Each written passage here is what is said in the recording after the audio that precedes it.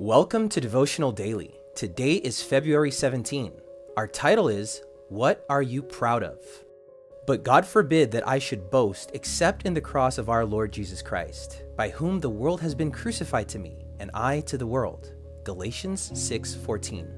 On Sunday, April 10, 1912, the Titanic, the flagship of the White Star Line Company, departed from the port of Southampton, England, headed for New York. The so-called Colossus of the Seas was 882 feet long, 92 feet wide, had 29 steam boilers, and 4 massive chimneys taller than the tallest city buildings of the time.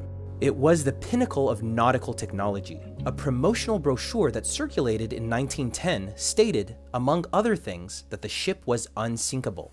With unparalleled luxury and opulence, the Titanic was a floating palace weighing 46,000 tons.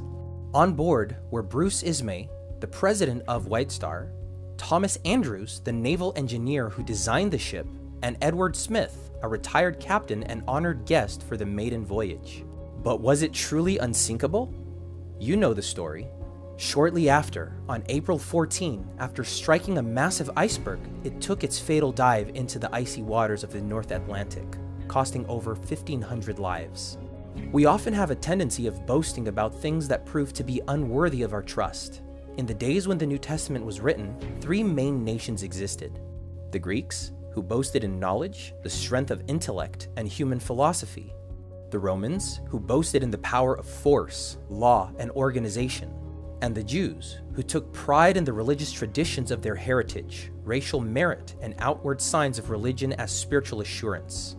In today's text, the Apostle Paul introduces another reality for us to boast in: nothing but the cross of our Lord Jesus Christ. What about you? What do you boast in? Appearance?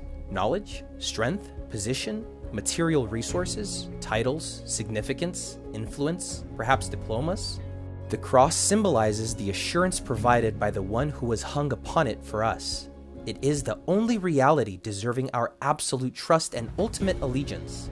In the words of the classic hymn, everything else is shifting sand.